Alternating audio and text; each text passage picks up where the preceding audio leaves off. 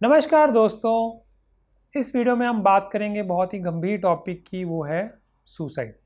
Suicide का मतलब होता है सेल्फ मर्डर या खुद को नुकसान पहुंचाना, इस लेवल तक कि खुद की जान ले लेना।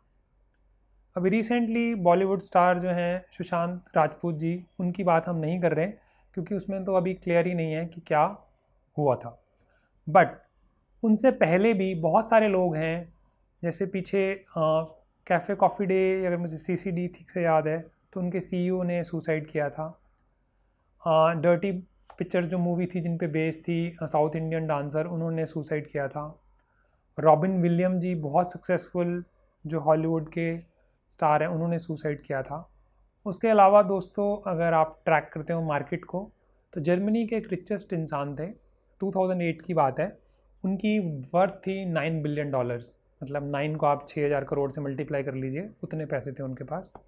तो 2008 में उनको जो फाइनेंशियल नुकसान हुआ, उसके बाद उनकी जो वर्थ थी वो रह गई $6 बिलियन, और उन्होंने ट्रेन के आगे आगे जंप करके मेट्रो के आगे अपनी जान दे दी।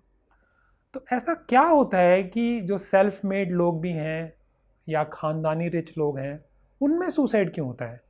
ये आम इंसान में बहुत ही ज़्यादा क्यूरियोसिटी जगाता है कि ऐसा क्या है, अगर मेरे पास ये सब कुछ होता तो मैं तो ऐसा कभी ना करता। तो इस वीडियो में हम समझेंगे कि ऐसा क्यों होता है, क्योंकि रिसर्च के हिसाब से भी सोशो इकोनॉमिक स्टेटस के डिफरेंस का कोई लेना देना नहीं है सुसाइड या डिप्रेशन को लेके। बल्कि जो लोग हाई परफॉर्मर होते हैं, उनका सेल्फ क्रिटिकल होना बहुत ज़्यादा हो जाता है। जैसे जिस बच्चे के, अगर हम बच्चे से बचपन से बात करें, जिस बच्चे के ज़्यादा नंबर आते हैं उसको नंबरों की कहीं ज़्यादा चिंता रहती है, बल्कि जो एवरेज परफॉर्मर होता है, एवरेज परफॉर्मर जो बच्चा होता है वो मज़े भी लेता है। बट जो बच्चा अच्छे नंबर लाता है, मैंने खुद पीटीए मीटिंग्स में देखा है कि जो बच्चे टॉप करते हैं तो उनको टीचर भी बोल रही होती है, तुम स्कूल के प्राउड हो, तुम्हें टॉप करना है, सीबीएसई में अब 10th के बोर्ड के नंबर आ रहे हैं, हमारी निगाहें तुम पे हैं। बच्चा खुद भी एक्सपेक्ट करता है कि मेरे इतने नंबर आए हैं, और 10th में उसने टॉप कर लिया। अभी मेरे रिसेंटली जानने वाले हैं एक, उनके बेटी के बहुत अच्छे मार्क्स आए थे 10th में, बट 11th-12th में कई बार मन भटक जाता है पढ़ाई से, फ्रेंडशिप्स की वजह से, गेमिंग की वजह से। तो इतने अच्छे नंबर, अभी रिज़ल्ट तो नहीं आया है कोरोना की वजह से, बट उस तरह के थॉट्स आ रहे हैं। तो जो जिनकी परफॉर्मेंस बहुत हाई रही होती है, वो ये बोलते हैं कि अगर मेरे 95% से एक भी परसेंट कम आ गया ना, फिर मैं बर्दाश्त नहीं कर सकता। तो जो हाई परफॉर्मर लोग होते हैं वो बहुत ही सेल्फ क्रिटिकल होते हैं। वो, जब हम उनमें ये देख रहे होते हैं कि वो कितने सक्सेसफुल हैं, वो हमेशा यही ढूंढते रहते हैं कि वो उनमें क्या कमी है। इम्प्रूवमेंट करनी चाहिए, इम्प्रूवमेंट करना बहुत अच्छी बात है, लेकिन ऐसा नहीं होना चाहिए कि उसमें आप ज़िंदगी को जीना ही खो दें, क्योंकि परफेक्शन जो है वो एक इल्यूजन है, वो कभी भी प्राप्त नहीं हो सकती। आप कुछ भी कर लीजिए, नेक्स्ट टाइम उससे बेटर हो ही जाएगा कुछ ना कुछ। तो परफेक्शन की तरफ हमें जाना चाहिए, बट उसके पीछे नहीं पागल होना चाहिए। और दूसरी बात क्या होती है, अक्सर ये होता है कि सक्सेस के साथ इंसान अकेला पड़ जाता है, सोशली आइसोलेट हो जाता है, क्योंकि जैसे जैसे सक्सेस होती है उसका सर्कल बड़ा होता जाता है। अब कई लोगों का ये मानना है कि अगर हम पुराने दोस्तों को मेंटेन रखें तो शायद डिप्रेशन ना हो, बट दोस्तों ये गलत है। इसका रीज़न ये है कि जो दोस्त पीछे रह गए उनकी मैंटेलिटी थोड़ी डिफरेंट है। अगर तो इमोशनल लेवल पे वो सेम है तब तो ठीक है, बट अगर फाइनेंशियली या social circle level playing same नहीं रहता तो बहुत मुश्किल हो जाता है रिलेशनशिप को निभाना। इवन हस्बैंड वाइफ में अगर वाइफ बहुत सक्सेसफुल हो जाए तो प्रैक्टिकली तो रिलेशनशिप नॉर्मल रहना चाहिए, बट नॉर्मल रखना बहुत मुश्किल हो जाता है। ये बोलने वाली बातें होती हैं, प्रैक्टिकली ये हो नहीं पाती। तो होता क्या है कि उसी लेवल में आपको फ्रेंड्स बनाने होते हैं। तो क्योंकि ज़्यादातर जो सक्सेसफुल लोग होते हैं और सेल्फ मेड लोग होते हैं बहुत ही कॉम्पिटिटिव होते हैं, एग्रेसिव होते हैं, अपने प्रोफेशन को लेकर एम्बिशियस होते हैं, बहुत बड़े बड़े सपने देखते हैं। सपने पूरे भी होते हैं बट कई बार नहीं भी होते हैं, पैचेस भी आते हैं। तो सक्सेस के साथ फेलियर को हैंडल करने का भी आपको तरीका आना चाहिए, और बहुत अच्छा सोशल सर्कल मेंटेन करना चाहिए। बट प्रॉब्लम क्या होती है, जैसे जैसे सक्सेस होती है तो जेलसी भी आती है, आपको फ्रेंड्स चूज़ करने मुश्किल हो जाते हैं। आपके साथ वो लोग ज़्यादा आना चाहते हैं जो आपका फ़ायदा उठाना चाहते हैं, बजाय वो जेन्युइन लोग जो आपकी मदद करना चाहते हैं। तो इसलिए ये बहुत ही इंपॉर्टेंट है कि टैलेंट के साथ आपके साथ सोशल स्किल्स भी होनी चाहिए, क्योंकि जाने अनजाने में क्या होगा, एक लेवल ऑफ सक्सेस तो आपको अपने टैलेंट की वजह से ही मिल जाती है कि स्कूल में नंबर आ गए, आपने पढ़ाई की, अकेले में की, आपके माँ बाप ने हेल्प की आपकी थोड़ी सी फाइनेंशियली और बाकी चीज़ों में, और आप बहुत आगे बढ़ गए। या आपने सुना हो कि एक ऑटो रिक्शा या साइकिल चलाने वाले रिक्शा चलाने वाले का बेटा जो है IAS ऑफिसर बन गया, क्योंकि उसमें शेयर टैलेंट था, सिर्फ पढ़ाई थी।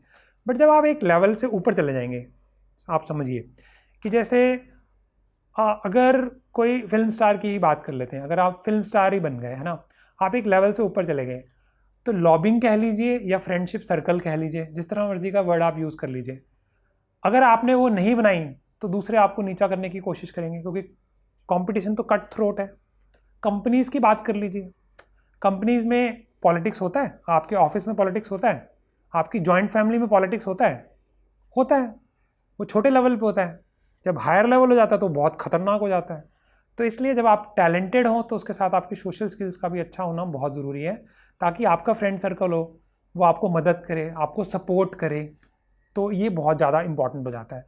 बट जबकि होता क्या है कि लोग आइसोलेट हो जाते हैं, वो अकेले पड़ जाते हैं।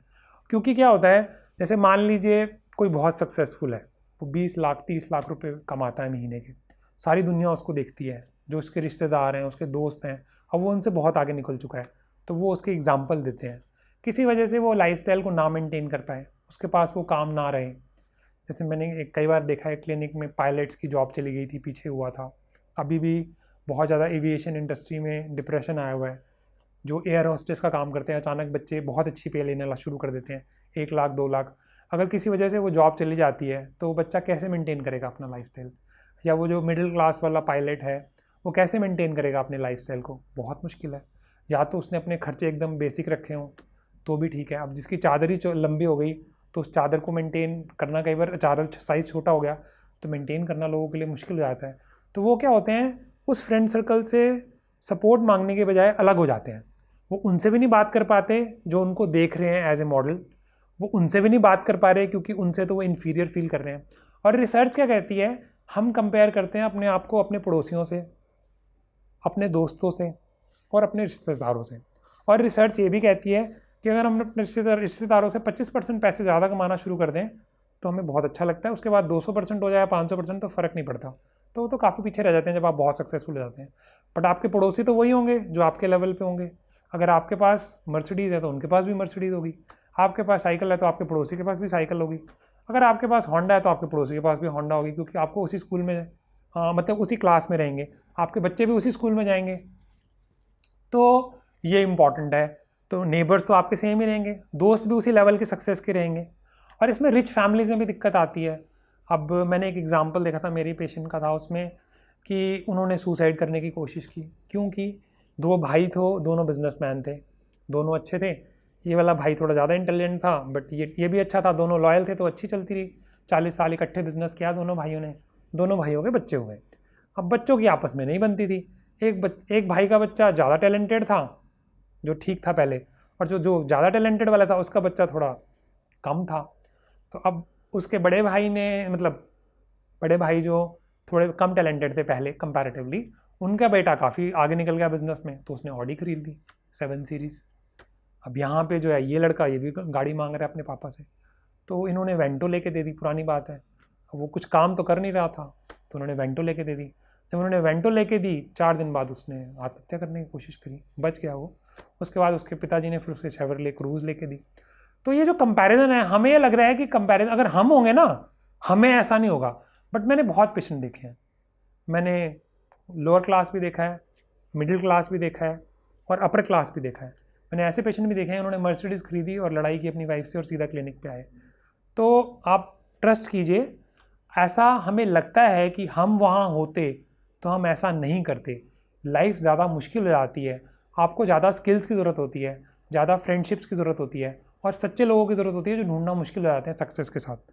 इसके अलावा दोस्तों जेनेटिक रीज़न भी हो सकता है। जेनेटिक का मतलब ये है कि ख़ानदानी है, किसी की फैमिली हिस्ट्री में मम्मी पापा, मामा, चाची, मासी, बुआ, किसी और को डिप्रेशन है, किसी ने सुसाइड भी किया हुआ है, तो उसको चांसेस ऑफ सुसाइड वैसे ही बढ़ जाते हैं, इंडिपेंडेंट ऑफ रिस्क फैक्टर की जो बाकी मैंने आपसे पहले डिस्कस किए। क्योंकि डिप्रेशन एक ऐसा काला पर्दा डाल देता है आंखों के सामने कि सब कुछ नेगेटिव नज़र आता है, लगता है सब कुछ बेकार है, सब कुछ बेमानी है।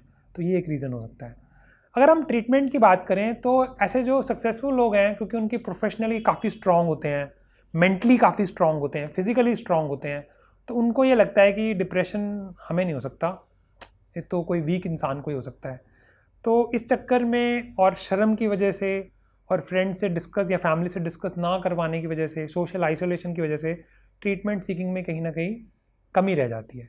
और उसके अलावा अवेयरनेस की भी कमी है। मैंने एक और वीडियो भी बनाया कि कौन से 4 बैरियर्स होते हैं जिसकी वजह से लोग सुसाइड करते हैं, वो मैं लिंक डिस्क्रिप्शन में अब डाल दूँगा जब वो वीडियो अपलोड होगा। तो बेसिकली दोस्तों क्या होता है कि अभी हाँ, एक मैं बात करूँ, रिसेंटली मैंने एक सुसाइड पे वीडियो बनाए थे फैक्चुअल समझाने के लिए। तो उसमें एक कमेंट आया था, अच्छी सी गाली दी थी उन्होंने मुझे, और उन्होंने कहा था कि तुम्हारे जैसे साइकेट्रिस्ट ज़बरदस्ती दवाई देते हैं और उसकी वजह से जो है पेशेंट सुसाइड कर लेता है, या सुशांत राजपूत जैसे इंसान को हमें खोना पड़ता है। अभी उनके बारे में तो कुछ नहीं कह सकते कि क्या उन्होंने खुद किया या किसी ने कुछ कहा, तो मैं उस बारे में तो कमेंट नहीं कर पाऊँगा। बट हाँ, मैं ये अथॉरिटी के साथ कहना चाहता हूँ, being a professional and being a psychiatrist, कि साइकेट्री में जब हमारा एग्ज़ाम होता है ना फाइनल, तो जब कोई अच्छा परफॉर्म नहीं कर रहा होता तो एक सवाल टीचर ने रखा होता है कि अगर कम से कम इसका ढंग से आंसर दे दिया ना तो पास कर देंगे। तो वो सवाल पूछा जाता है कि बेटा आपके पास एक डिप्रेशन का पेशेंट आया और उसके घर वालों ने उसको सुसाइड करते हुए बचा लिया, अब उसका ट्रीटमेंट ऑफ चॉइस क्या है? तो आप बोल दोगे हॉस्पिटलाइजेशन कर देंगे हम या मेडिसिन दे देंगे, तो आप फेल हो जाओगे। आपको ये बोलना पड़ेगा कि हम इलेक्ट्रिक शॉक्स देंगे। तो ये एक ट्रीटमेंट ऑप्शन होती है जो कई बार डॉक्टर भी हिचकिचा जाता है बताने से, और फैमिली तो घबराई जाती है सुन के कि ये क्या बात कर दी, कि जैसे दिमाग में इलेक्ट्रिक शॉक तो दिमाग बदल जाएगा। ऐसा कुछ नहीं होता। तो जानकारी की कमी की वजह से ये प्रॉब्लम है, अवेयरनेस की कमी की वजह से ये प्रॉब्लम है। जब डिप्रेशन इस लेवल पे चला गया है तो काउंसलिंग के अलावा, मेडिसिन के अलावा एडमिशन की ज़रूरत पड़ेगी या इलेक्ट्रिक शॉक्स की ज़रूरत पड़ेगी। तो ये अवेयरनेस बहुत ही कम है और बहुत ज़्यादा परेशानी होती है लोगों को ऐसे शब्दों को सुनते हुए। बट जो सच्चाई है, मेरा फ़र्ज़ है एज ए प्रोफेशनल इसको बोलना। और दूसरा ये भी है कि सो कॉल्ड मोटिवेशनल स्पीकर्स जो होते हैं, जो यूट्यूब पे आते हैं, वो सब लोग यही बोलते हैं सब कुछ हमारे दिमाग में है, हम चाहे अपने दिमाग से दुनिया बदल सकते हैं। मैंने पेशेंट्स देखे हैं जो लाफ्टर क्लब के हेड्स हैं, और वो क्लिनिक में आए, जब दिखाने आए तो वो काफ़ी परेशान थे, उदास थे और रो भी रहे थे। और वो इस बात से परेशान थे कि मैं तो पूरी दुनिया को राय देता हूँ, मुझे ऐसा कैसे हो गया। तो ये किसी को भी हो सकता है। मैंने योगा टीचर भी देखे हैं जिनको डिप्रेशन होता है, डांसर्स भी देखे हैं जिनको डिप्रेशन होता है, रेगुलर जॉगर्स भी देखे हैं जिनको डिप्रेशन होता है। तो डिप्रेशन किसी में भेदभाव नहीं करता, वो किसी को भी हो सकता है। तो हमें ये समझना चाहिए, और हमें ये भी समझना चाहिए कि इसके इलाज में कोई देरी नहीं करनी चाहिए। आप साइकोलॉजिस्ट को दिखाना चाहते हैं, साइकेट्रिस्ट को दिखाना चाहते हैं, और जो वो ओपिनियन दें वो इम्पॉर्टेंट है। काउंसलिंग करानी है काउंसलिंग कराइए, मेडिसिन लेनी है मेडिसिन लीजिए, इलाज ज़रूर करवाना चाहिए। और ये 3rd लेवल का डिप्रेशन है, मतलब मोस्ट सिवियर, माइल्ड मॉडरेट नहीं है, सिवियर डिप्रेशन है। तो इसी नोट पे मैं फिनिश करूँगा कि हो सकता है कि किसी को भी अगर ऐसी कोई परेशानी है तो उसे हल्के में ना ले। क्योंकि परसों की ही बात है, बच्चा नीट की प्रिपरेशन कर रहा था और उसने अपने घर वालों को बोला कि मेरे मरने के ख्याल आ रहे हैं, क्योंकि 1 साल ड्रॉप भी लिया और एग्ज़ाम बार बार पोस्टपोन हो रहा है, 3-4 महीने से पढ़ नहीं पा रहा। और बच्चा इंटेलिजेंट है, 12वीं में भी काफ़ी अच्छे नंबर लाया था। तो एक दिन जब उसने पेरेंट्स को बोला तो उन्होंने सीरियस नहीं लिया, जब अगली बार बोला तो फिर वो सीरियस हो गए।